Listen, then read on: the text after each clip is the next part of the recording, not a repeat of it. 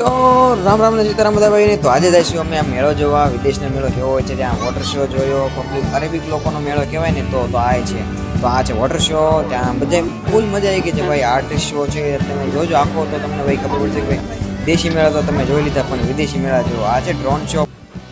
તો જય શ્રી કૃષ્ણ અને રામ રામ બધા ભાઈને. મજામાં હો, બધા મજામાં છે. તો આજે અમે જઈએ છીએ કે અહીંયા અમારા મેળામાં. વિદેશમાં પણ તમને મેળો મળી રહે છે એમ. તો જઈએ છીએ તૈયાર થઈને અમે કેટલા સાંજના 5:45 થવા આવી ગયા છે. કિશનભાઈ લેવા આવે છે ને એમને મેળામાં લઈ જાય છે. અહીં અમારે મેળો થાય છે, અહીં ફોટો હોય છે, ચંદ્ર બગડો બધું છે. અહીં કણે આમ પૂતળા આમ કેવાનું બધી કાંઈ ઘટે એવું નથી, પણ રમકડાને એવું ન હોય ભાઈ, એવું બધું છે.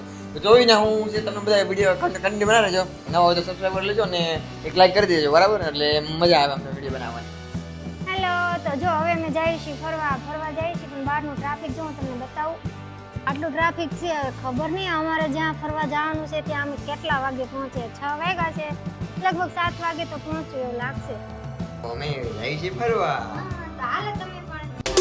તો અમે પછી હવે ગાડીમાં બેસી ગયા છીએ અને પછી જગ્યાની વાત કરીએ તો ઈતિનમાં આવેલો છે. સલાલા સિટીમાં જે ખરીફ સિઝન થાય છે ને, ત્યાં ઈતિનમાં આવેલો છે આ મેળો. એનો લોકેશન કહો ને તો સલાલામાં. આમ તો આવેલું છે ઓમાનમાં, સલાલા છે, અને ત્યાં ઈતિન એક નામનું સ્થળ છે જે એરપોર્ટની બાજુમાં જ છે એકદમ.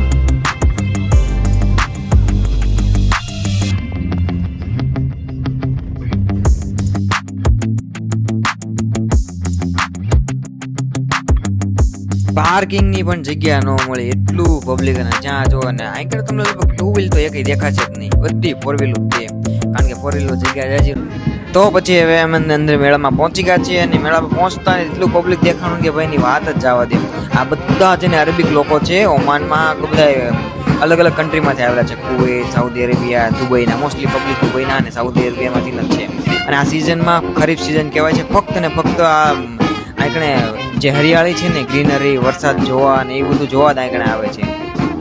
અને આ એક પ્રકારનો આર્ટિસ્ટ શો કહેવાય છે, કારણ કે આ લોકો અહીંથી બહારથી બોલાવે છે, કારણ કે લોકોને એન્ટરટેન કરવા માટે, કારણ કે થોડુંક અટ્રેક્શન કરવા તો રાખવું પડે ને કે ભાઈ ખરીફ સિઝન આવી છે એ પ્રમાણે. તો મસ્ત આ આર્ટિસ્ટ શો જોયો, પણ મજા આવી ગયા. લગભગ બધા યુક્રેનમાંથી ને એ બાજુથી, યુરોપ બાજુના છે આ શો.